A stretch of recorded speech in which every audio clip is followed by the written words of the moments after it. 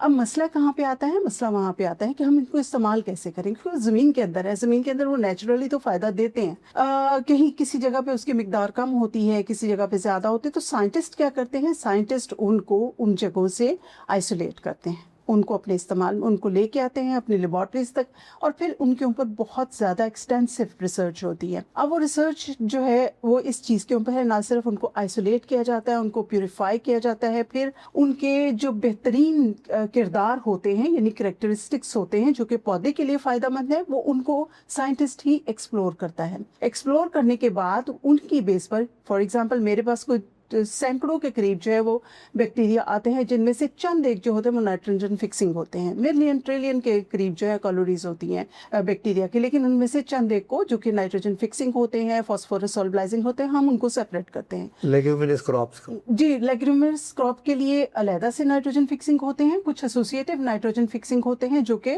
Non leguminous के लिए भी काम आते हैं। तो उसमें ये होता है कि हम इन बैक्टीरिया को सेपरेट करते हैं, इनको अलहदा करते हैं, फिर उनकी एक्सटेंसिव स्टडी करते हैं कि ये वाकई इसके लिए जो है वो फायदेमंद है, किस किरदार के लिए है, आया ये नाइट्रोजन फिक्सर है, आया ये फॉस्फोरस सॉल्बलाइजिंग है, आया ये जिंक सॉल्बलाइजर्स हैं, आया ये बायो कंट्रोल एजेंट है। तो हम उनके करेक्टरिस्टिक्स को स्टडी करते हैं। फिर उसके बाद जब हमें कंफर्म हो जाता है कि ये एक बेहतरीन चीज़ है, ये एक बेहतरीन जो जरसोमा है, तो फिर हम जो है वो उसको इस्तेमाल करते हैं अपने बायो फर्टिलाइजर बनाने के लिए। यहाँ पे भी बस नहीं होती है, हम उनको प्रॉपर्ली आइडेंटिफाई करते हैं, उनको कोड करते हैं, और हाँ, वो हमारी तरह से एक तरह से हमारी एक प्रॉपर्टी में, निब्जी की एक प्रॉपर्टी में शामिल हो जाता है।